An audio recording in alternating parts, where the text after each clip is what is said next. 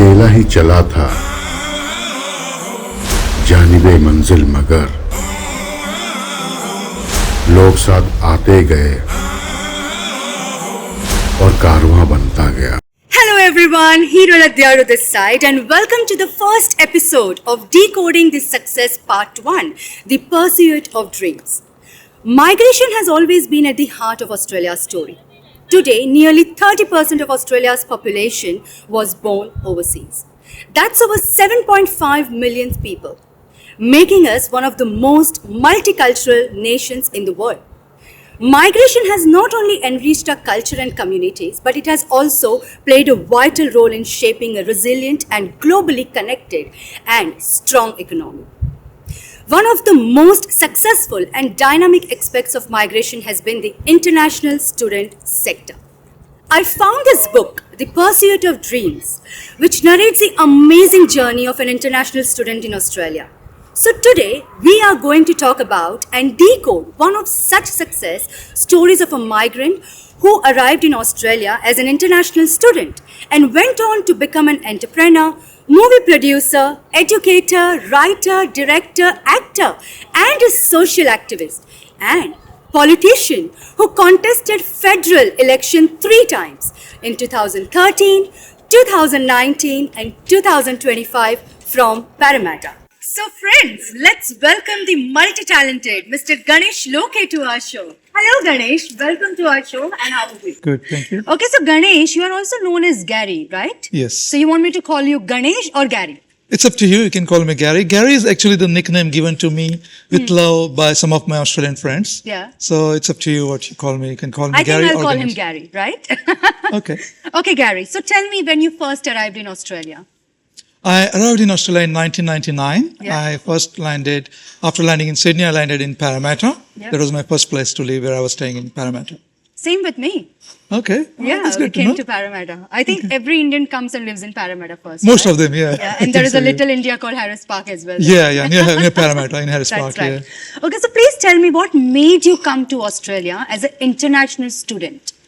Yeah, it is actually a long story. Actually, it also kind of focuses a light on Indian education system, because it wasn't my plan to come to Australia at all. I was actually looking for admission to a degree in university in Mumbai. Okay. Because I completed a diploma, polytechnic diploma, if you know the diploma in computer engineering. Yeah. I'm So also it's- from Mumbai. Oh, you're also from Yes. Mumbai? Oh, great to know. So I completed a polytechnic diploma, a 3-year engineering, computer engineering diploma. Right. And after that, I was hoping to get an admission because, as you know, I come from open category, so you need to have like 80 or 90%. Right. I was hoping to get around 80 or 90%, but I got 70% for, I don't know, for some reason. And then I couldn't get an admission to a college within Mumbai. So they were offering me admission out of Mumbai, like, you know, like Solapur, Kolhapur, or all those areas. And on top of that, they're also asking the capitation fees, which you have to pay for admission. So that was one of the dilemma that I was facing. First thing, I had to go out of Mumbai. Yeah. And second, we have to pay the fees, which was quite heavy. Absolutely. So at that time, what happened, I went into depression for 3 months. Really? Because I couldn't find admission in the college in Mumbai. Right. And also there was family pressure, you know how Of course things I know. in... So my father was kind of, also angry towards me, like how families are in Indian Indian family. Actually, I'll tell you my father's story also. He Sure. actually worked in a textiles mills, like the mills in Mumbai, Right. Yeah. and we used to live in very small room in Mumbai. Right. So later on, he started a catering business. So where he had a small office, Right. which actually we used to live in there before. Okay. So that office, about the catering office, there was one of his friend came to meet him, and then my father told him about this, that I got 70% and I couldn't get admission to a college in Mumbai, and I had to go out of Mumbai, Yeah. and they're asking capitation fees. So his friend then told him that why don't you send him to Australia, because it is almost similar fees as the capitation fees they were asking. Plus, I will get a higher education in Australia. So that was the starting point. That's when I came to know about Australia, Nice. and then my father asked me that he was going to take a loan to fund my education in Australia, but whether I can do it, whether I would like to go there and studies. So then I researched about Australia. I talked to some of my friends, Yeah. and then I came to know that Australia is a place where the students go to study. So, any friends of yours were here in Australia before? Or? Yeah, one of my family friends' son, he was here, All right. and then I spoke to him. So and at least you had a little bit idea about before coming to Australia. I had some idea. Then I conducted some research also. So, Correct, of and then that's when I decided to come to Australia. That sounds really interesting. Let's move on to our next question because I'm more interested to know about his story now. So when you first arrived in Australia, Gary, so where was it and how was it? Yeah, that's also again an interesting story. One of my friend, like he brought me to Parramatta, whom I spoke to from Mumbai. Yeah. And it was a 2-bedroom apartment in Parramatta. And when I went there with my friend, there were like 8 students, 8 guys, they're living in that apartment. Yeah. And they're somewhere from Hyderabad, somewhere from Punjab. And I was so shocked because that was my first shock. Yeah. That the 8 guys living in 2-bedroom apartment. And then second shock came when my friend told me that I can stay here only for 5 days. He told me that there are already 8 guys there and there's no more place for me and I had to find a new place. So that's one of the shock. Yeah. And you can't tell your father or you can't tell your family back home because they will be tense or they will be, what they will think that I was thinking. So I couldn't tell them. But I was in kind of shock. I was in kind of trouble at that time because you came to totally new country, unfamiliar country, and there is no place to live. You have to find a new place in 5 days. Did you find it? Yeah, what happened? Then I had that, I have brought some numbers with me who were, in case of emergency, I will contact. Okay. So I had one uncle who was a family friend, so whom I contacted. Yeah. And he also was living in a 2-bedroom apartment, but one of the bedroom he already rented to one of his friend. Correct. And he was living in the other bedroom. All right. So when I contacted him, he told me, yeah, you can stay at I can stay at his place, but I have to stay in the lounge. Is that okay? So I said, okay, because I had no other choice and because at least there was a roof over my head, Correct. At least you have place to stay, right? Place to stay. Yeah. So that was my beginning. And that place was in Ashfield. So from Yeah. Parramatta, then after 5 days, I moved to Ashfield and I was staying in the lounge. And you can see the winter in Sydney is quite chilly, So, Of course. But I had no choice. I had to stay in the lounge for. I came to Australia for the first time. That was also winter.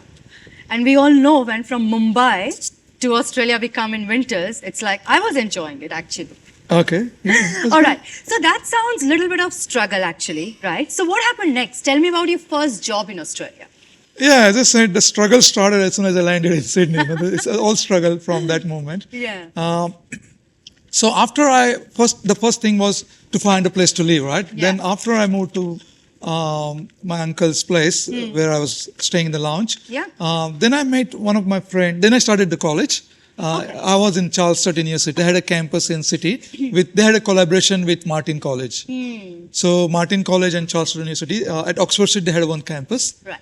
So I used to come to Oxford Street, Martin College campus. Right. And then I met one of my friend. He was a Punjabi guy. Okay. He was also looking a house at that time to a place to live. Yeah. And he saw that I also don't drink, I don't smoke. So he thought it's a good thing. And so he asked me, and then I was looking a place. So he asked me whether we can find a place together. Right. And so we found one bedroom apartment, a small. It was a small house actually, where it was 1 bedroom and the kitchen. Correct. That was for $150 at that time per week. So we shared the rent like $75. And then we moved there to Ashfield. At that time, there was no furniture at all when we moved to that. It was I can understand. just a blank, empty apartment or empty house. Yeah. And then the next struggle was to find a job. I had no job in Sydney for 6 months. So it was kind of struggle. Now we can call a struggle. Yeah, it's always any migrants. They all go through it. Probably you also know. Yes. So I started applying to I started giving my resumes to Woolworths and Coles and some agencies, recruitment agencies. Yeah. And so one of the agency called me after like 3-4 months or after 5 months, and they sent me to one of the 5-star hotel Okay. I think it was Hilton Hotel or something in city, and it was a kitchen hand job. All right. So it was like they asked me to go there in the kitchen, and there was a big dishwasher they have. So in that dishwasher, like I thought it will be easy because initially when I went there, it was like few dishes. Right. So I said, okay, that's it. But then the dishes kept coming. It was like a stack of dishes. Of course, And that 4 hours, I was so tired, can't believe it. I thought, oh my God, like so you can see the 5-star hotel dishwasher. It keeps always busy. So those 4 hours, it was my first job in Sydney as a kitchen hand, and I was so exhausted by the end of those 4 hours. Oh my God. And then That's really amazing. Like, I can just imagine what you were doing there. So what made you keep going, Gary? yeah, and then the next, I'll tell you the whole story. Yeah, and, sure. and then the next job was also the same agency sent me for a waiter's job. That was again the function that was in 5-star hotel or something. Okay. So, and I had no training. So they gave us some basic training, how to hold the trays and things like that. Right. So I went there with the tray and I dropped the tray actually. That was my second job as a. So in front of everyone? In front of everyone. It was so embarrassing. my God. And that was my last job with that agency. So they didn't send me nowhere after that. They said, that's it, Gary. Okay. Like, we can't send you. You're too much. I think you were not made for that. Exactly. Yeah. So then I had no job for another couple of months. So then I came to know that there was a security job you can get in Sydney, but you have to do a course. So I did that course, a security agency course, a security officer course. Wow. And then I started doing a part-time job as a security officer. But that was also a struggle. So my schedule, I will tell you, like first 9 o'clock, like when you're staying with your friends, you have to, cook the food for yourself and your friends, so I used to cook the food. There's no mom and dad here. So I was cooking the food and then wake up at like probably 5 o'clock, cook the food, then leave your house at 7 o'clock to catch a train at, like 7:30 or 8. And reach, because from Parramatta, I used to catch a train to reach city. So by 9 o'clock, my college used to start. Yeah. Then the first session used to from 9 to 1. Okay. So you finish by 1, then you come back home again, you eat the food or cook the food. Yeah. And then my part-time job as a security officer was at around 5:30 or 6 o'clock. Okay. And that was also used to be in Neutral Bay or in the city. So then I used to catch the train again by 5 in the evening and then reach there by 6. And that used to finish by 12. So I used to finish by 12. Then at that time, there was no train. The train used to finish by 12. They used to come by bus. Yeah. So you had to catch a bus in the city, then catch a bus, then come to Ashfield. Yep. It used to be 1 o'clock. And then again, wake up at 5 o'clock. So this was my schedule for 3-4 years in That's my a long first. time, actually. Yeah. So it was quite a But struggle. there's the one question I want to ask. Yeah, you sure. mentioned like you were doing cooking, right? Yeah. Did you know how to cook or you learned after you came to Australia? No, that's a good question because I only knew how to make a tea when I came. I know, that's why that question came to my mind. Let me ask that. Yeah, so one of my friend actually showed me how to cut the vegetables, how to cut potato, how to cut the onion, and then put it in together. So it wasn't that good. I wasn't a good cook, but I used to manage, basic cooking. Of course, because you don't want to spend so much. No, right? yeah, exactly. You have to make and just eat whatever you can. Exactly. Right? Yeah. All right. So what made you going, Gary? Like after doing 3-4 years of struggle, what made you going, and when did you complete your degree? So tell us that story. Yeah, so that was also an interesting story I will tell you. Many of my friends, like 30 to 40% of my friends who came with me to study, when I noticed, they went back to India or to wherever they came from. Yeah. Because it is really struggle, it's not... Everyone's cup of tea. Right? Yeah, it's not everyone's cup of tea. Not everybody can adjust to the life in Australia because you have to adjust to the local culture, you have to adjust to the, the accommodation, you have to adjust, you have to work hard, you have to work part-time. There's so many things. So 30% of my friends went back. But for me, it was, as I said, when I came, my father asked me whether I can make it, whether I can do it, and I promised him I will do it. So for me, there was no other choice. So, they say there's a saying in Marathi or Hindi, when you climb a mountain, you have to cut the ropes, the returning ropes. Yep. Otherwise, if you keep those ropes, you can go back. So, but you cut those ropes, the only option is to keep climbing and go to your destination. Yeah. So I had that in my mind. I cut my ropes. I said, no matter what, I won't go back. I will keep going. Yep. There were incidents, there were some things happen, at that time I was really shaken. I think, what can I do? For example, the money ran out, you don't have money to pay the rent. That's a common thing, I Common think, thing. for international student, right? But I told myself, look, these things will pass, these days will pass by. Yeah. There will be, sunny days after that. So Like I kept today. going. Yeah, like today. All right, so now my favorite part is coming. So I have heard and seen that you have written, produced Bollywood movies and acted in movies. What made you do that?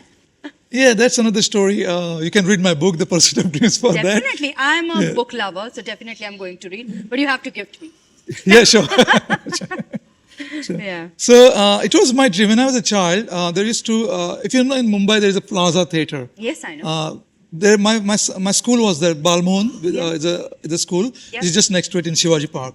So my school bus used to pass by there to that Plaza Theatre, and I used to see so many movies releasing there, so many premieres, the crowd, So I used to tell my friends that it is my dream to release my movie in this theatre. So they used to laugh at me, but I had that dream. I said, one day I'll release my film here, and that's why I started writing the stories. So You write stories? yeah, I still write stories. I'm basically a writer. Oh, beautiful. Yeah. So I wrote some stories, and I had that dream to make those stories, see those stories in the big screen. हम नहीं, हमारा चाँद बोलेगा। क्या हासिल किया तूने? मिला कश्मीर? लेकिन एक ही याद रखना, बेटा बेटा होता है और बाप बाप होता है। हिंदुस्तान पाकिस्तान का बाप है। आता त्या सगळ्या शहीदांचा बदला घेण्याची वेळ आली आहे। आता आम्ही गप्प नाही बसणार। आम्ही शूर सरदार आहोत। पण कोण आहेत हे शूर सरदार? So after I completed my degree in 2001, then I got the permanent residency in 2002, I think. Was it a struggle for you to get PR, or at that time it was like quite No, easy, at that like time, today? because I have studied in Australia, the government want to promote the students who have studied and who have adjusted to local culture. Obviously, they see your file and things, and if they see you're adding value to Australia, Right. they used to give the permanent residency at that time. I got in 3 to 4 months time. So That's really nice. Yeah. yeah, and then in 2002 I got it, and then I got a first job in IT. I remember first job was as a Java programmer. Wow. Then I started from there, and then I got settled. Then I got married in 2003. So IT in Australia, so you're rich.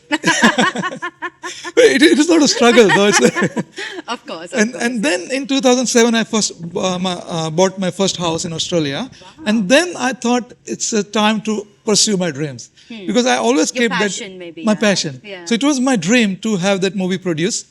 So then I went to Bollywood, to Mumbai, to find actors, and believe me, nobody was willing to see me Of course. because I was a newcomer. Correct. And Bollywood is also difficult. It's not easy to find anybody in Bollywood. So I took a time. I met so many actors. I met like Atul Kulkarni, Shreya Talpade, Yeah, so amazing many. actors, They're good actors. Yeah. So then I had the story in mind. I wrote the script, and then I built my team. I said, let's build a team first. Correct, yeah. And then I met one guy, and then he was a kind of a subcontractor. So I said he agreed that he will produce a movie with me. So kind of I'll be financing it, and he'll be hiring those people, and we had a kind of a contract, like a written contract, Okay. where he said, okay, in this budget, he will help me complete the movie. Okay, but that's another thing. We started shooting and everything. Yeah. We approached Ayub Khan.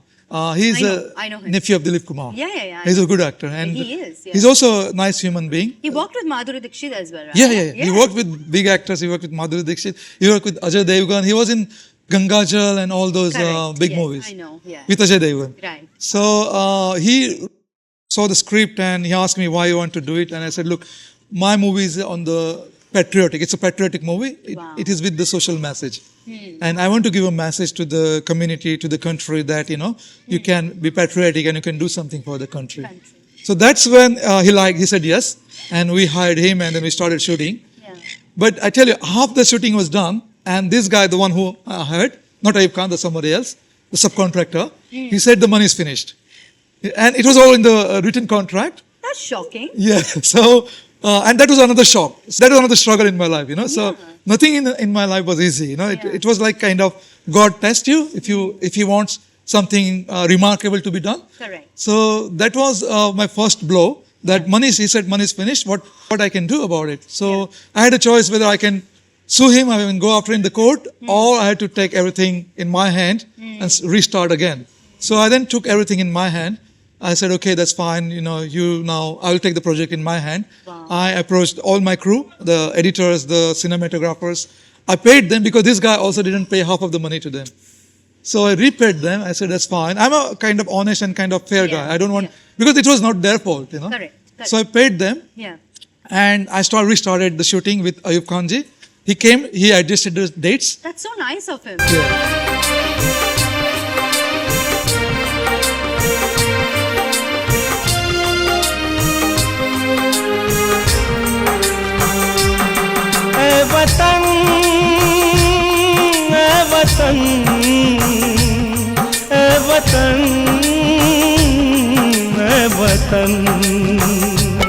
मुश्किलों में घिरा है हमारा वतन चैन भी खो गया लुट गया है अमन मुश्किलों में घिरा है हमारा वतन चैन भी खो गया लुट गया है अमन सरफरोशों से कह दो सर पे बांधे कफन सरफरोशों से कह दो सर पे बांधे कफन बहा दे लहू लाल कर दे गगन He was very nice, and then he came on the sets. I used to go from from Sydney to go to Mumbai to adjust the schedule. Also, it is kind of struggle. It is named as Sarfarush, the war against system. It's still on YouTube. You can watch it. We release it in the theater. We release in many theaters. Yeah. We also release in that same theater,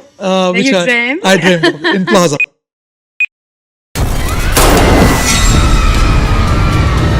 आज फिर आतंकवादियों ने कानून की धज्जियां उड़ाते हुए police व्यवस्था को अपने पैरों तले दौड़ने की कोशिश की। हम यहाँ मारने और मरने आए खुदा कसम कल का सूरज सैकड़ों खून से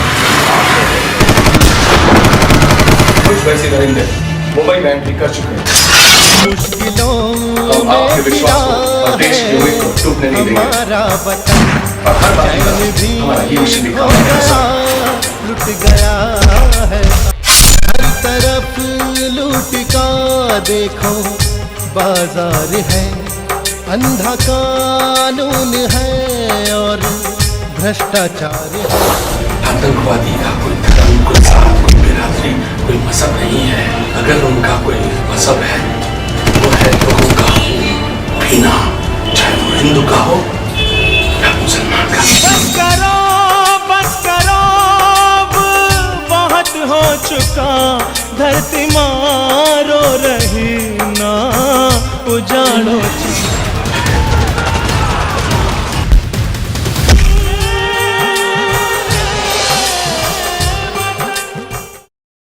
I think that's the most beautiful feeling, that you dream something and that's happening because of your hard work and your struggle. Thank you. That's really interesting and very inspiring. Thank you. And that's the one thing I would like to say, that if you have a dream, you should follow it. You do not Definitely. give up. You can keep your dream alive. You always have to fight for your dreams, for your passion. And one thing I noticed, and what I follow in my life, I just follow my heart and what I'm thinking. I don't care about anyone, what people are laughing on me. Don't care, right? Like you said, your friends were laughing at you that, how are you going to release the movie there, right? You have to keep going because, when I started doing movies, my relatives, my brothers, and many of the friends, they told me, you'll waste your money, don't do it. What are you going to do? You're not from the film family or big, you'll waste your money. It's hard-earned money. Why you want to waste it? But I said, no, at least once I will try it. I will go for it once. And now I produce 3 movies and many music albums.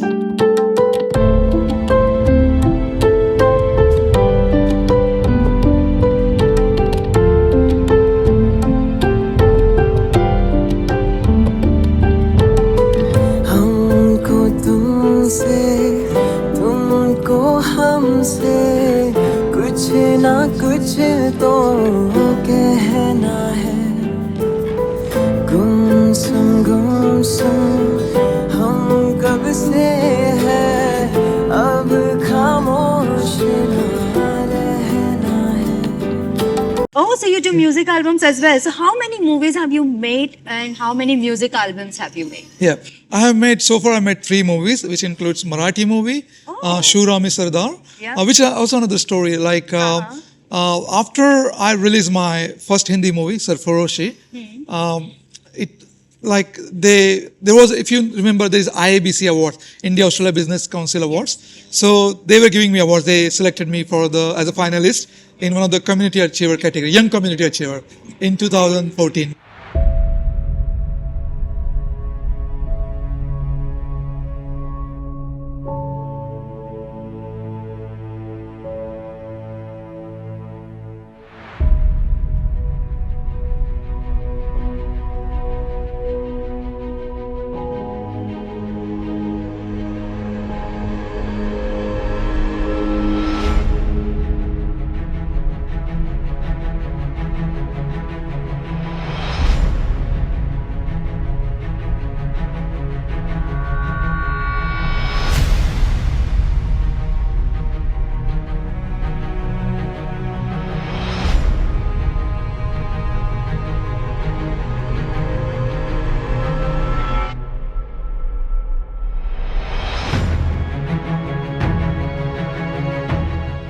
So they chose me for that award, and in that award function, they were showing that movie, the trailer of that movie. So as a kind of honor or respect for me, so they showed the trailer, and there were so many other people, respected people in Sydney from Indian community. They were there. They liked the trailer, and they came to me and they said, "Okay, Ganesh, let's." They want to make a movie, and let's produce a movie together. Amazing. Another opportunity. Yeah, I said, yeah, that's fine. So they came in as an investor, and I had the script ready. And there was one of my things. I said, look, I had the script. This is the script, which was again on the patriotic theme. Where like it's a story of 3 friends. Like one is a police officer, one is an army guy, and one is a normal person. Okay. And how they come together and how they try to solve the problem of a country. Yeah. So that's the story about. Yeah. And they liked it. And then we started. And that was a little bit big budget than what I produced, the first one. And then I hired big actors like Sayaji Shinde is a very big name in Marathi and also in Hindi industry. Yeah. So I hired him. Then also I hired some of the big names in Marathi film industry like Bharat Ganeshpure, Shantanu Moge. Pathankot येथील भारताच्या हवाई तळावर हल्ला चढवला आहे. आजाद कश्मीर जिंदाबाद! वो America वाले अगर पाकिस्तान में घुसकर ओसामा बिन लादेन को मार सकते हैं तो हम ऐसा क्यों नहीं कर सकते यार? मला काय वाटतं माहितीये का आता तुम्ही मला अशी लाथ आणणार टाक पायानं खुर्चीवर खुर्ची अशी वरती जाणार आणि दान कुठला तो पिक्चर जंजीर ना शिंगम जादूगरी तुझी जादूगरी तुझ्या प्रेमाची जादूगरी मुसलमान का मतलब होता है मुसल्लम ईमान मेरा वतन मेरा ईमान है असली जिहाद तो तुम लोगों के खिलाफ लड़ने में है पाहिले जेव्हा तुला साजणी हृदय माझे हरविले. तुमची पोस्टिंग कुठे असते? शेरगिल. शेरगिल? कारगिल ऐकलं होतं. कारगिल पासून थोडं 1 किलोमीटर पुढे गेलं ना की राईट टर्न येतो. राईट टर्नला की तिसऱ्या गल्लीत शेरगिल. हम नहीं हमारा चाँद बोलेगा. क्या हासिल किया तूने? मिला कश्मीर, लेकिन एक याद रखना, बेटा बेटा होता है और बाप बाप होता है. हिंदुस्तान पाकिस्तान का बाप है. आता त्या सगळ्या शहीदांचा बदला घेण्याची वेळ आली आहे. आता आम्ही गप्प नाही बसणार. आम्ही शूर सरदार आहोत. पण कोण आहेत हे शूर सरदार? And also we hired the music, the singers like Udit Narayan. He was. Wow. Yeah, he sang. Everyone's favorite. Yeah, he sang a song for me, Jadugari. It's a very hit song. It's on YouTube. Okay. So you can see that song, Jadugari. Yeah. It's on YouTube, and it became hit. Yeah. And he liked that song.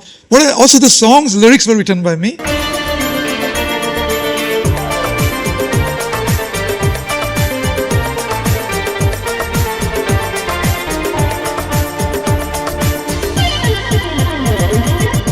जादूगरी तुझी जादूगरी तुझ्या प्रेमाची जादूगरी जादूगरी तुझी जादूगरी तुझ्या प्रेमाची जादूगरी बेधो बेधुंद नशा मदमस्त हवा बेधुंद नशा मदमस्त हवा माझ्या मनाला पागल करी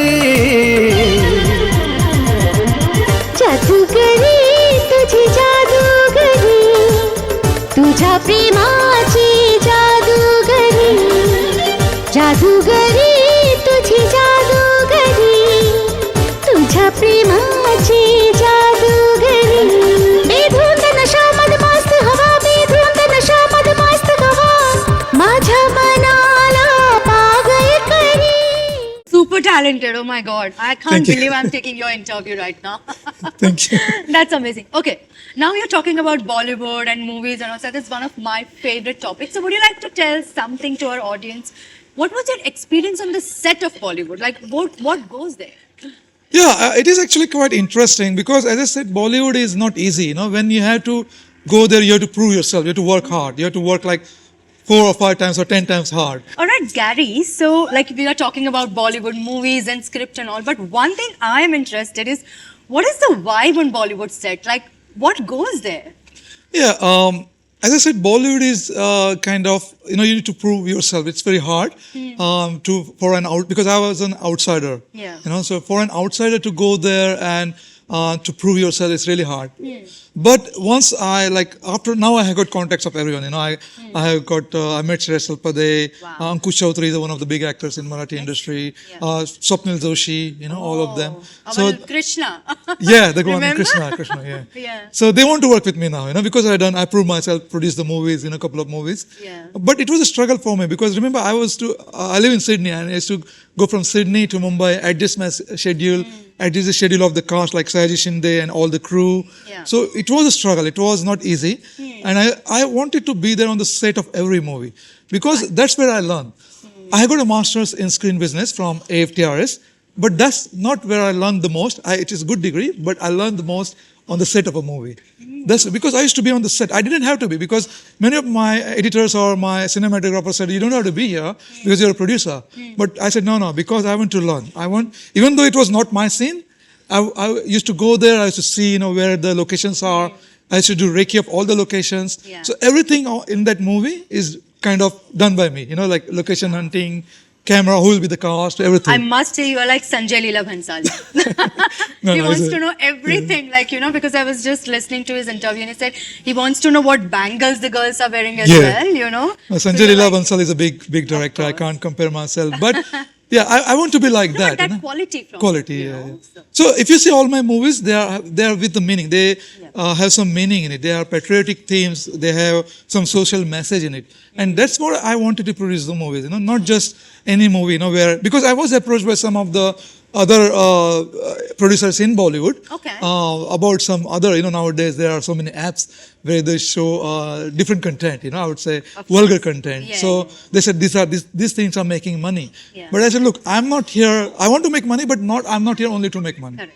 I want to make a good name also. I want to produce a quality quality films, and where I can give a message to the community, to the society. Right. You see, all of my movies at the beginning, my parents, it's dedicated to my parents. So it shows this movie dedicated to my parents, right? That's nice. So if I make any wrong movie, can I dedicate to my parents? No, I can't dedicate it.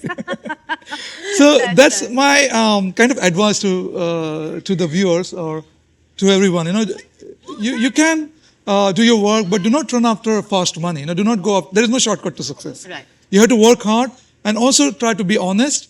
Try to follow your principles. Try to follow your values. Yeah. Because that's what I feel. It all came from my mother and my father, and that's why I dedicated these films to them. But they always taught me that, Ganesh, do not run after quick money. Yeah. Do not run after, you know, something which is not right. See, quick money, quick success. Yeah. It's not good. It's not good. You know, Yeah. if your struggle matters, you know, your learning process matters, like you said. And that, at the end of the day, I think that gives us the satisfaction, the happiness. Correct. And it kind of lasts longer. If you want a long-term success, if you want to make a good name, you have to follow certain principles, you know, the good principles. Absolutely. That's amazing and great. So we are done with the Bollywood and now, but you have contested the federal election from Parramatta in 2013, 2019 and 2025. So then when did you decide to join politics and why? Yeah, that's another long story. I know, like from Bollywood to politics. That's another chapter in my book, and I recommend you to read the book again. Sure. So what happened? Along with the movies, I was also doing some social work in Parramatta. I have one NGO called 21st Century World Incorporated, Yep. Through which I try to help the community in Parramatta. I try to help the homeless people. So I used to go. I had made a collaboration with one of the other NGO. Yeah. I think it's Mission Australia or something like that. And they told me that there are some homeless people, Yeah. who meet at certain areas. Okay. So I went there. I tried to give them food, give them chairs. So I try to help them, Yeah. whichever way possible. Right.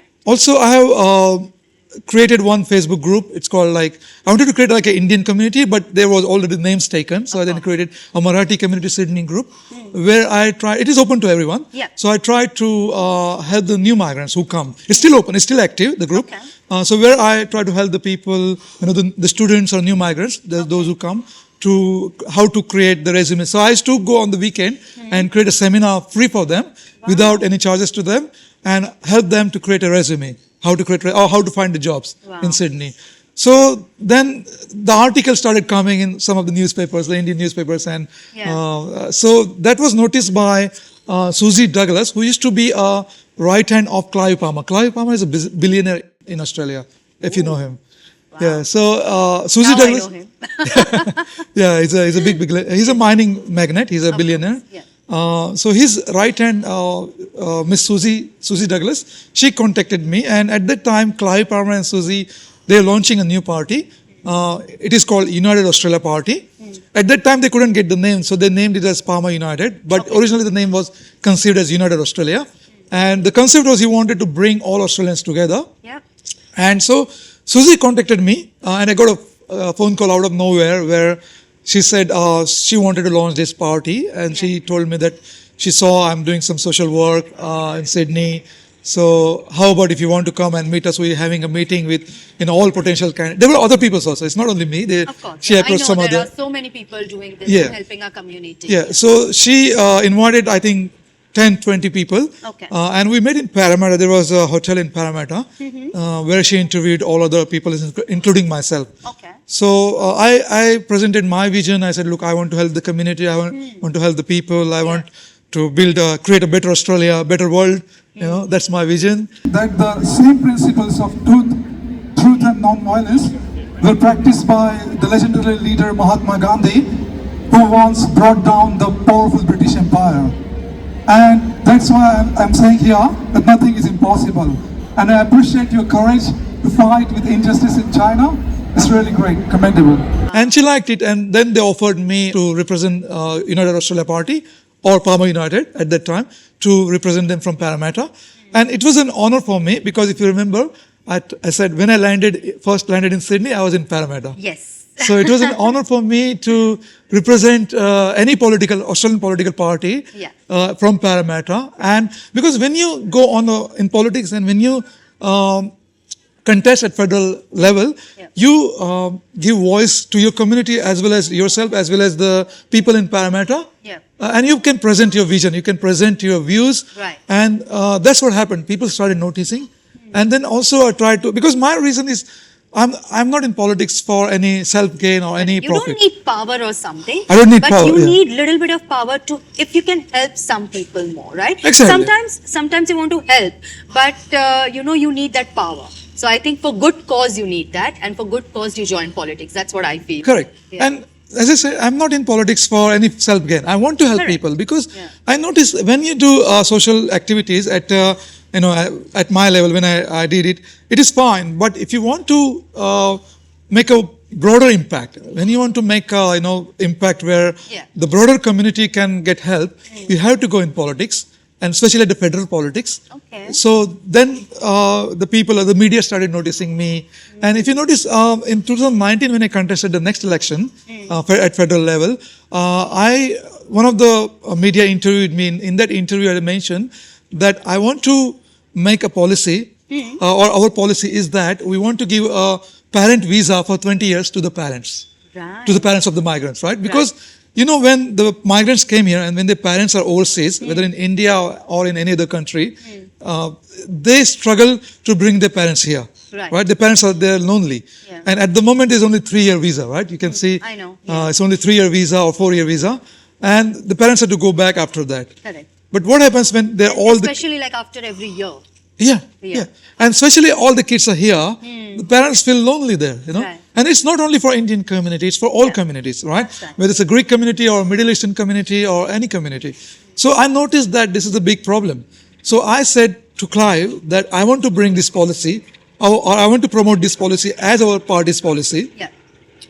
And Clive is a very nice guy. He's not like other politicians. There have been many misunderstanding or misrepresentation for his views, but he told me, Gary, it's fine. And then I told this policy to the media interview. I said, look, this is our party's policy. We want, if we come to power, obviously along with reducing the interest rates of the loan, we will be also promoting to have a 20-year parent visa. And that was and that went viral, I think, that interview. And that's the reason I want to help the community. I want to make the policies, because I noticed the policies at the federal level that help our community, that impact our communities. That have impact, whether it's a decision about migration, whether it's a decision about interest rates, everything. You can see so many things, and that impact our lives. Correct. And that is one of the policy that we want to bring. We want to give parent-teacher visa along with reducing taxes. So all other policies that are promoted. So that was one of the policy. That's beautiful and amazing. So guys, stay tuned for the next session of this amazing series, and we will continue our amazing chat with the multi-talented personality, Mr. Gary.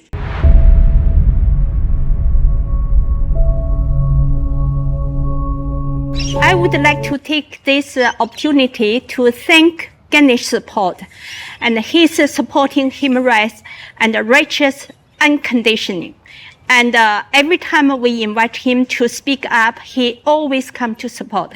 He has set up good model for Australian people to learn to follow. Thank you again. Right from the time they got admitted till the time they graduated. Now that is a very fantastic point, because I know them at the input point and I know them at the output point. And in between is when they are processed. They're processed by books, they're processed by people like us, okay. During this stage, I did find that Ganesh had some fantastic abilities. One of them was being steadfast with the education that he was being given. Now, without questioning how an education is imparted, that is not a point. It is imparted, probably the teachers don't have a choice, the students don't have a choice, and everybody just walks along the journey. Yeah, some of the teachers can try and make it interesting by using their own pedagogical methods, we can say, be a storyteller, okay, be an evaluator, be a catalyst, okay, be a motivator. You can do all kinds of roles. And in this role, okay, the role, if the student picks up the role, then they are going to utilize that thing and they're going to go ahead and live. So Ganesh looked to be a very promising lad, when he was able to understand whatever was being talked of software engineering or engineering principles in general. And from there, when he took off, now these guys, they leave. And when they leave, do they continue to be in touch with you? Yes, some of them, and some of them don't. And as they go along in the journey, they reach various milestones. There is a reason for them to reach a milestone and connect back to their roots like us and say, hey, look, this is where I am and what do you have to say. I found it very interesting that the way Ganesh progressed in life was remained an engineering student, pursued his passion, which is of filmmaking, okay, and then found his way into something which is, which is a very difficult field to pursue, and that is essentially the field of giving something back to the society by being a part of a political wing or being a part of something, which allows you to reach. See, otherwise what happens is, if I want to reach somewhere, okay, I can maybe walk along that path, but I also need a vehicle. Sometimes great social outfits, sometimes great political outfits could be a vehicle for me to get onto that and reach that. I think that is what Ganesh has done. So overall, to sum up, it seems that a person who knew what was important then, a person who dared to dream, a person who knew how to stay focused on those dreams and pursue the path to take him over there is what Ganesh is all about. To that extent, I see him massively different from a lot of others whom I know, because the 99%, I would even hazard to say 99.99% of the people would have been very straight-jacketed. I got into a course, I did my graduation, I got a fabulous job, I'm progressing well over there. and look, here I am. So in all this, do you have a person who has the courage to do something else? Then yes, I found Ganesh to be that person. So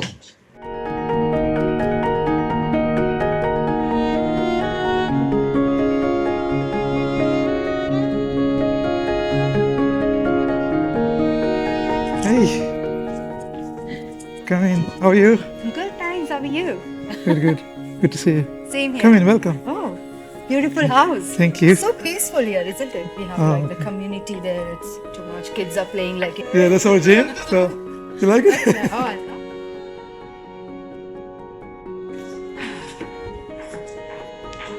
Oh, your book. Yeah, that's the one I was talking I about. really like the cover. It's very vibrant color. Thank and you. everything. Oh man. Very nice. You can have it, you can keep it. Oh, thanks. Oh, look at your photo. Yeah, that's our movie room. It's the best so- part. So you watch Shah Rukh Khan movies and Madhuri Dixit. Yeah, You like her? yeah. Oh, she's also Maharashtrian. You have a beautiful house, very Thank well you. designed. I like this design. This is nice. Something. I think now we can proceed with our interview. Yeah, sure. Why not? So thank you so much, Gary, for giving a good insight about your story. And I think it is quite heart-touching and very inspiration because your struggle, your journey from international student to entrepreneur to film producer to filmmaker and politician in Australia. So that's really, really inspiring. And you know what? Now I want to cover the why aspect of everything what you shared with us. So let's start why this concept of movies? What made you think that you want to make a particular content or a particular storyline about your movies? Yeah, that's a good question. Yeah. Thanks, Aaron. As I said before, I wanted to give a message to the community or to the to the people. Yeah. Also, when I grew up, obviously, in India, you saw we see a lot of injustice, or even in Australia also, there's so many things we see. So there is kind of that anger in me that I wanted to express about the injustice. So, for example, if there is a terrorist attack, you get angry, right? Right. Innocent people are being killed anywhere in the world, not in India also, Correct. anywhere in the world. So, I wanted to express my anger, and I thought the best way to express that will be the movies. Correct. Right? Because when people see, Yeah. it gives them more impact. Exactly. Yeah. So when the people see that, and then they'll try to understand what's actually happened, What or people are going through. what the people are going through. That's And also, if you look at my movies, I also try to give some solution at the end of it. So, for example, in my Marathi movie Shur Ami Sardar, which translates as "We Are Brave Soldiers," there is a story of three youngsters in India. So one is an army officer, one is a policeman, and one is a other normal guy. Okay. And how they come together to fight against terrorism and to fight against corruption as well. So I try to provide some solutions. I think there is always a solution to every problem. Absolutely. Right? So through my movies, I wrote the script in such a way that I can give a message. Number one, there has to have some social message, some patriotic message, Okay. as well as there is some solution to the problem. So how we can solve it? Because we face all the problems, right? Everybody faces the problem, Right. whether it's in different ways. But how you will face it? So I'm always trying, from childhood also or throughout my journey, I always try to inspire people or try to solve the problems. Right. So that's where it comes. So all my stories, if you look at, they are based on social and patriotic themes. Yeah. And that is why I always try to give a solution in there. Including my election campaign, I always try to provide solutions to the people's problems. Right. As you mentioned that you really want to help them, because you have been that student and you have gone through so much. So now at this point of time in life, you want to help people. So Exactly. that is your main motto. That's beautiful and that's amazing thought process. Thank I'm you. really impressed, Gary. Tell me more about the film industry overall and what advice would you like to the people, like young generation, or maybe not only young, maybe somebody like you who dreamt before that they want to make a film or an actor, something. So what advice will you give it to them? That how can they enter, what can they do? And all about your experience you can share with us. Yeah, as I said, Bollywood is a very kind of, I would say, brutal industry also. but if you're talented, if you work hard, you can make it there. Yeah. So main thing is do not give up your dreams. If you have any dream, if you want to be an actor, actress, or producer, do not give up your dream. Start with a small thing. Right. and also like work hard. There is no shortcut to hard work. Yeah, I always believe there is no substitute of hard work. Sometimes people say work smart, but I think everyone cannot work smart, but everyone can work hard for sure. Exactly. And there will be always people that, as they say, there's always bad and good people in every industry, but there are always also good people. So I also, for example, when I met Sayaji Shinde, he is a very good actor, veteran actor. He worked in Hindi, Telugu, Marathi movies. He was very good on set. He gave us a lot of advice on the set, how to do it, because for him, I'm a kind of a newcomer. But it was my second movie. Right. So he was very helpful.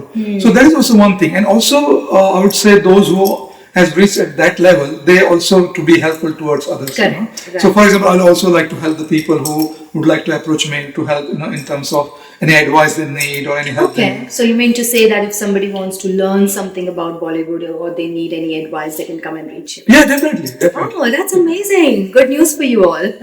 Thank you. All right.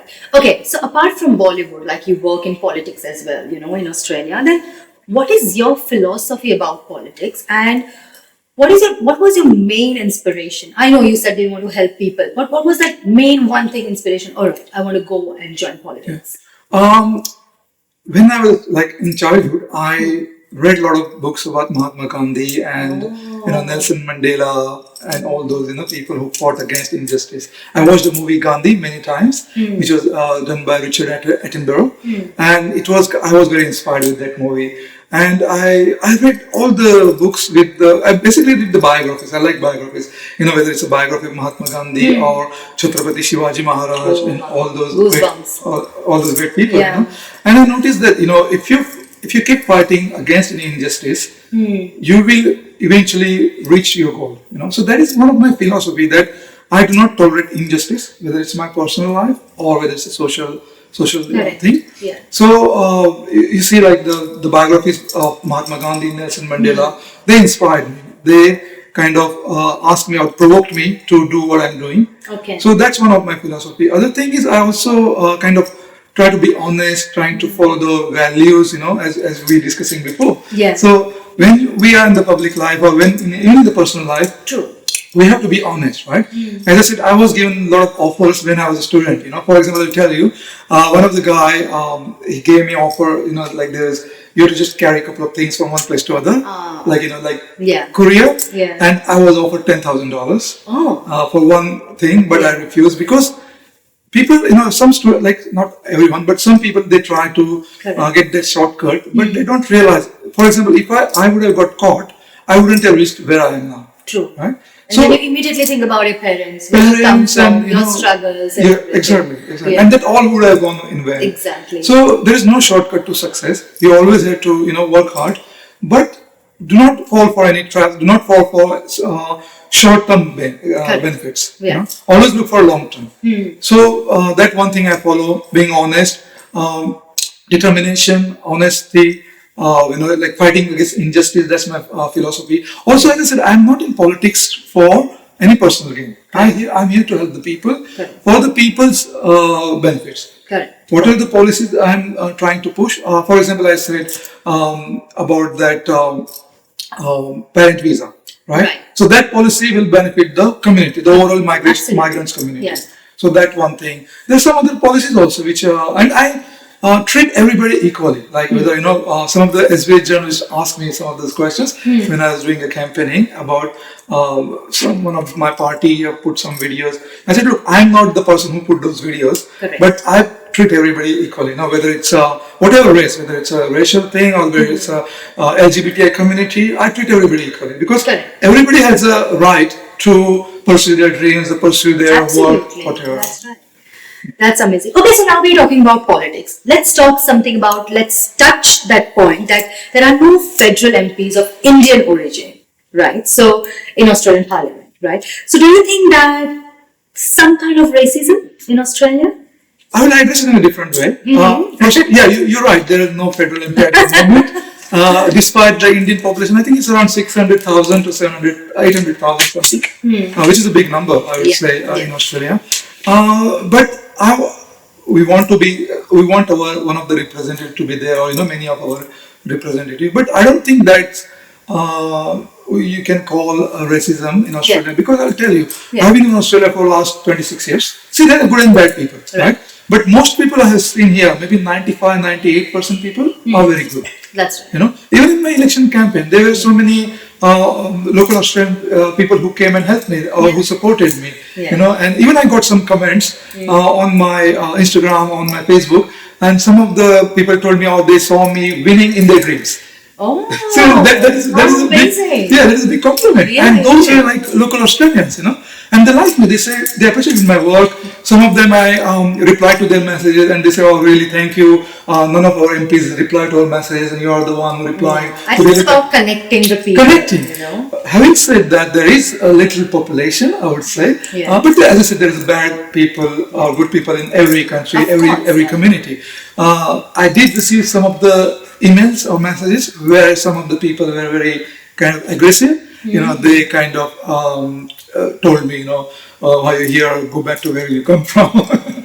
We are like everywhere. That's okay. But the best thing is to ignore this kind of thing, because I believe they are the people who are sick in their psychology, in their mentality, not us. Right? Because for me, I'm seeing everybody equally, I'm treating everybody equally, I'm being being fair with everyone. Correct. So I'm expecting that for other person to do with me as well. But if somebody is aggressive towards me for any reason, for whatever they may be frustrated at their own lives, that's their problem, you know. So first thing, you ignore it, and if it's not ignorable, if it's affecting your life, so obviously in my personal life I have taken a stand, but obviously legal stand, I would say. I always believe in non-violence. Violence is not a solution to any problem. So if there is something that really affecting you, which is in a kind of racial harassment or something like that, then you always have to take a stand and you have to follow the legal path in that. That's right. So that's a really, really wonderful thoughts, Gary. I'm really getting inspired by every question of what I'm asking and the answer which you're giving me. I'm really feel so proud of you as well from where you have started in your journey. It's beautiful. Let's move on to the next question. I have so many questions that I don't want to miss anything, so I have written down, noted down, so we don't miss any wonderful answer and inspiration story from Gary. So what would be the different thing that you are offering to people in your electorate, and which is not yet done or offered by existing MP? First of all, I would like to mention some of our policies of our party. They're really good. For example, restricting the interest rate is 3%. There is one of our policy which we would like to. That's a good news. And other thing, apart from that, I mentioned in my campaign that I want to campaign for the more GPs in Parramatta electorate, because you can see in West Mid Hospital there is long way, long queue, even for emergency. That's right. So that I want to fix that. Also the infrastructure and thing, but also other politicians are doing that. But the couple of things I would like to mention which will stand out are, I would like to set up a Parramatta fund or Australia fund, in other words, through which I can help the local homeless people or local people who cannot afford to buy a house in Parramatta or local electorate. Okay. For example, that fund will be kind of produced in combination with the government and the people. So if anybody want to contribute towards it, you can. So I want to contribute, I can contribute. Okay. And that will go towards helping the homeless people, number one. So I want to make sure there are no homeless people in Parramatta. Because when I was doing the social work, I've seen there's so many homeless people in Parramatta. They're living on the streets. They do drugs and other things. So I want to fix that because they need help, right? And I don't think the government is doing that at the moment. The government is not helping them. So I feel as a good citizen, it is my duty, whether I get elected or not, to help them. Right. So if I get elected, I'll be even more effective. I can, through that fund, I can help those homeless people. And also somebody who want to buy a house. You can see there's so many first home buyers who cannot afford to buy a house. In Sydney, house price is on average is about 1.6 million or something. So it's like too much for many of cost of living crisis is going on. So this fund will help those in need who cannot afford the house. So what you can borrow or you can get a loan from these funds, and you can repay back at a lower interest rate later on. That's a very good point, because I've heard many young generation talking that Sydney is too costly, that we don't want to live here. when they will start earning or they want to buy a house, because nowadays even teenagers think such things, right? Because they study economics and everything, so they think when you talk to young people, they always say that. So that's very good. And exactly, and we have to look after them because our young generation, our next generation is kind of future of our country, like whether it's Australia or India. So we have to help them. So that one thing. The second thing is accessibility. I have myself seen, many, if you send email or approach your MPs, they're most of the time not available.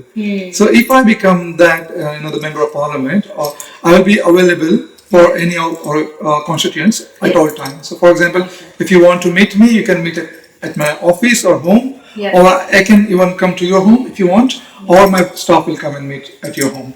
Because none of the MPs are doing that at the moment, and that I think is a big kind of problem in that way, because what I think is basically what you are trying to do is you want to touch the root cause. Correct. And you want to solve it, right? Correct. You want to know what people are feeling and you want to solve that problem from the root. I think Correct. that's what you are trying to do when you become an MP. Exactly, because if you see some of these councillors, some of these MPs, not everyone, but some of these MPs, they've not done a local regular job. But on the other hand, I have done all the local jobs that the people can do. So I'm like ordinary person who is like you and me or anyone. So I have felt what ordinary or common man goes through. Right. So I want to help that in that perspective. Correct. So when you get frustrated when your MP don't reply to you, or your MP don't give you appointment, or they don't meet you. They only meet you when there's a Because you campaign. trust them, right? You expect that they will reply and you will get a solution. Exactly. And if you're not getting it, then of course that people will get frustrated. And you see, they only go to the MPs or the politicians. They only go to people only when there is a campaign, only when there is election, and that's anywhere in like in India, Australia. So I want to change that. I want to, I will be available for the people at all times. And I want to, because I am the person who want to feel their problem, who can feel their problems and can try to solve their problems. Absolutely amazing. Okay, let's touch a point regarding your values. Like, both, like in your personal life as well and as a leader as well. What do you think? What are your core values you work on? Yeah, as I said, like some of the core values are determination and honesty, because and resilience. So for our audience, like you may get any problem in the life, you may face many issues, but the main thing is to hang in there. Determination. So if you have any goal, if you want to be something, if you want to achieve a particular goal, the best thing is to keep your passion, follow your passion, keep your passion alive. That one thing. Number, resilience. You have to be resilient. As I said, like in my your earlier questions, like I have faced so many issues and things, but I stayed resilient. And honesty, as I said, honesty is one of the important things. Many people kind of undermine that thing, but I think it is very important to be honest. So you believe in honesty is the best policy. Best policy, exactly. That's beautiful. Okay, now let's talk about, everyone has a role model in their life. I'm sure you must be also having, maybe in politics, in film industry, or in anywhere. Like, who is your role model? Or you have different role models in different industries? Yeah, I have different role models in different industries. So, for example, in politics, I admire Mahatma Gandhi, as I said, Nelson Mandela. In the recent times, maybe Barack Obama. He's one of my role models. Okay. In terms of film industry, I always like Shah Rukh Khan. Same like me. Oh my God.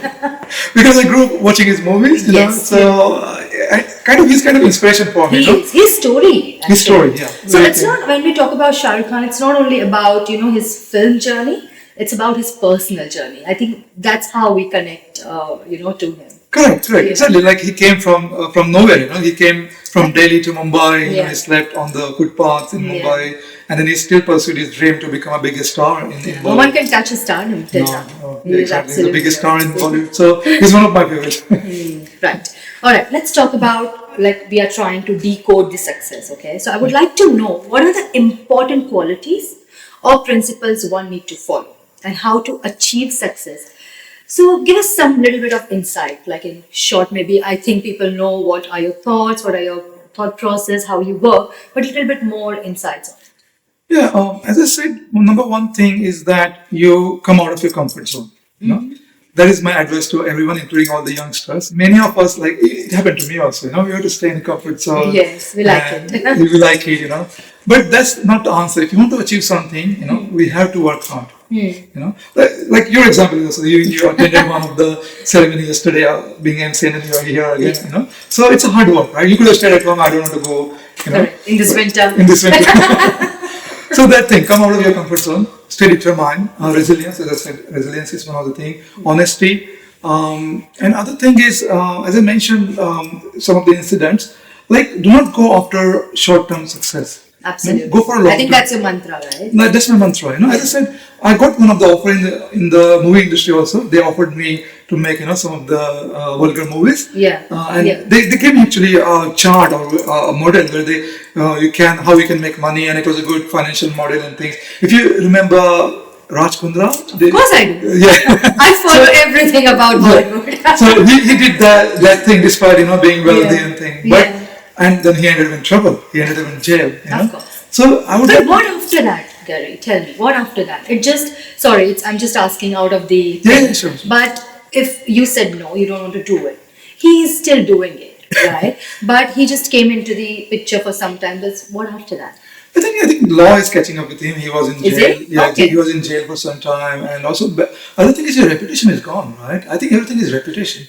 That's I personally, because I'm a person with a high integrity, high morality. That's the point. Because you can earn money anytime in your stage. You can earn, even if you lose money, you can earn money. But if your reputation is gone, correct. Everything is gone. Your name. Your name is gone. That's right. So I believe that is one of the examples. Raj Kundra, what he shouldn't have done.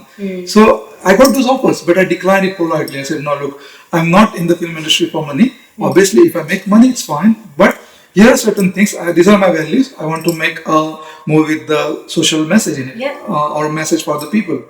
Okay, and then it has to be a kind of a clean movie. That's right. So that is my kind of mantra. That is my philosophy in that.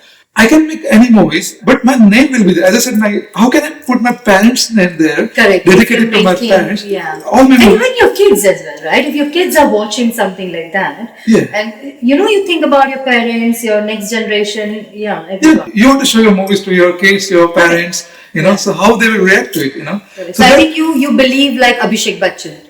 Yeah. He said that I want to do such movies which I can sit with Aradhya, like her daughter, his daughter, and I can watch. So I think it's same thing. Right? And not only that, I believe entertainment is also a medium where you can influence people for positive things. Definitely. So I want to inspire people. That's one of my core values. So for example, whatever movie I do, even if you watch Sarfaroshi or if you watch Shurami Sardar or the short film I created, so it has a message that nothing is impossible. And you can achieve it if you follow it, if you work hard towards it. Nice. So that's what I want to do. Even even if I done any podcast or they were released on YouTube, in that I have always said I want to inspire people.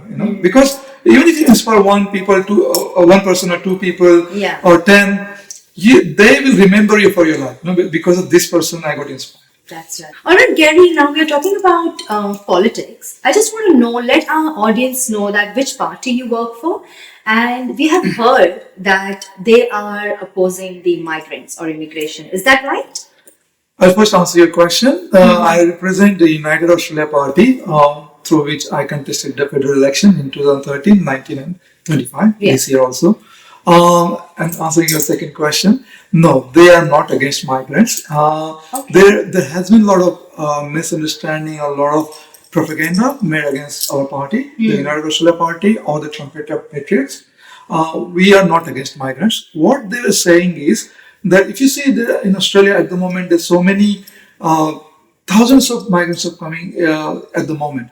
Even I studied the statistics. Even last month, there 32,000 migrants came in Australia, and government is not providing any support to them. It's kind of support, like in what sense? In support in terms of finding jobs, finding proper accommodation, or buying if they want to buy a house, or if you see the rental crisis. There was a news, if you watched the news a couple of days ago, that for one house or one apartment there were like 200 applications. Right. And there was a queue, right? And they showed it in Channel 9, Channel 7, everywhere. This is happening because government is not kind of doing a management of migration, right? So they are just getting people. I have seen many PhD, aspirants or PhD people who are driving cabs, or the skilled migrants who are driving taxis, or they're doing odd jobs. They're not getting the jobs in the industry. That is a big. Even when I came, I was studying in IT. I couldn't get a job in IT in first couple of years. Why? Because there is not enough resources or there is not enough support by the government, from the government. If Australia is not using the skills of the skilled migrants, these skills are being wasted. Yeah. So what's the point in inviting somebody who's done PhD to Australia and let him drive the cab here, and then he get frustrated and go? If you see 30 to 40% migrants going back, nobody is looking at that rate at the moment. Okay. So what our party's policy is, first we want to do a proper management of the migrants who are here. First we want to provide them resources to help them. Okay. And while doing so, we want to curb or limit the migration, because you can't let the people coming in. It's like you're pouring water in a bucket, and you keep pouring. There is one stage it will overflow. Correct. Right. So we want to stop that, limit that flow, not cut off totally, but we want to limit that migration intake for a while until we help the migrants who are already here. Okay. Right. So for you, I'm also a migrant. I also came as a migrant. Right. So, but I didn't get any support from the government. I studied university degree and then I found a job myself, So there may be some services that government is offering, like there is English speaking, etc. But I think the government need to do more. They need to. So can you just put some light, like what ideas do you have, like how government can help? So for example, the people who are coming in thousands, number one, they need to limit those into batches. For example, if they're engineers, you divide them into some particular batches of engineers or doctors or something. Okay. Right? And then you provide them a particular kind of delegation or kind of a resource or department which will look after them. So they will go there in the first few days and they will seek any help if they want how to find a job. Because as I said, when I do the seminars, many of the students or many of the migrants who come to Australia, they don't know how to build their resumes as per Australian standards. So the help starts from there. So I actually try to help them how to create a resume as per Australian standard. Because they send a resume to anyone and they don't get any response. Because the resume is not as per Australian standard. That's one thing. So if you help them, this is a government job, right? So if the government can help them in finding the job, creating the resumes, getting them to kind of mix up with the local communities, that will be really helpful. Okay. And then you can say, okay, now these people are getting jobs, they're earning money here. Then you can let the more people come in. Okay, that makes sense. That makes sense, right? Okay. Because at the moment, what's happening? The people are just coming in thousands and like 200,000, 300,000 per year, and there's no enough resources to support them.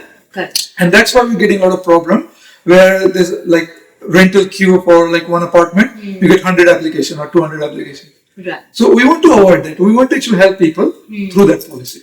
Okay, perfect. All right. So Gary, let's talk about your novel, The Pursuit of Dreams. And if I want to buy, or if our audience want to buy, where can they buy from? And throw some light on your novel. Yeah, thank you. This is my novel, The Pursuit of Dreams. It is written by Dominic Mayfair, the Australian writer, and myself. We both wrote it. It is based on my journey. And it is available also at Amazon. So if you cannot get the hard copy, you can order it from Amazon. Okay. So you can go to Amazon, search at Google, my name, and The Pursuit of Dreams, Ganesh Loke. It will come up. The link will come up. You can buy it, but if you want to buy a hard copy as well, you can. Perfect. With your signed copy? Yeah, why not? That's wonderful. That's really nice. I'm eager to read your novel, actually. What's in it, Okay. Anything else you would like to share with us? Or I have heard that you are going to launch something very initiative where you can help people. Is that true? That's true. Yeah. Oh, amazing. I want to help people. So what I've done, I've seen like so many people in Australia or in India. They they struggle through their first days in Australia. Like depression is also one of the anxiety, depression, stress. Yeah. That's a big thing now. Depression. So I want to help them. So I have launched one course through which it's free for those who cannot afford it, but or with minor fees those who can. Don't say that. People will say they cannot afford it. So don't be so kind. You have to prove it if you can't afford it. That's a good point.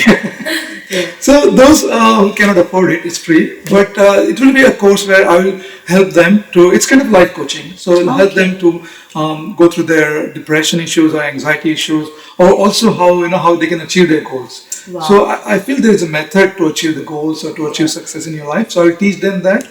Also, like if they want a particular job or something, I can help them in that also. And overall well-being. So because I believe that you need to have work-life balance, right? So what I think, there are some people who do a lot of work also. You know, they struggle a lot because of that. Correct. So you have to keep a work-life balance. So through that course, I will teach about how to achieve your goals, how to get rid of anxiety, stress, how to achieve work-life balance, and how to achieve a happy life. Wow. So it's course about that, and also it will be Very helpful and very interesting, I think. Thank you. So I think I should let audience know that if you really want to do something in life and you need any kind of advice, this multi-talented personality, Mr. Ganesh Loke, you can anytime contact him, and as I said, he will always reply to your email and call, right? Thank you.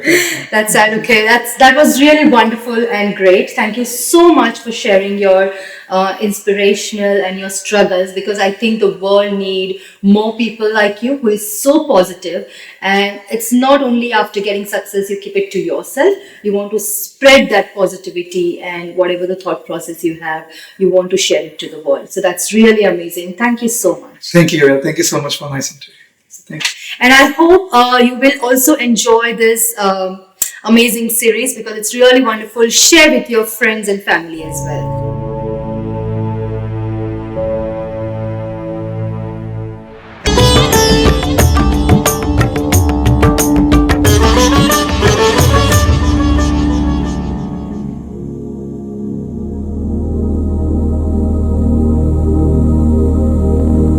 Hi, I'm in Shirdi, the place where Saint Sai Baba lived. I believe that I have got blessings of Sai Baba in my life, and that's why I come to Shirdi whenever possible. I would like to recommend everyone to visit Shirdi at least once or whenever possible to seek the blessings of Sai Baba.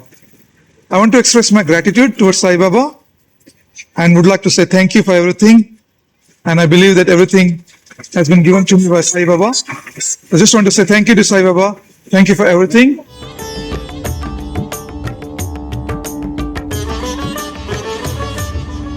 This is a statue of my mother. I just want to express my gratitude towards my mother. And this is a place of inspiration for us. Thank you so much, Eric.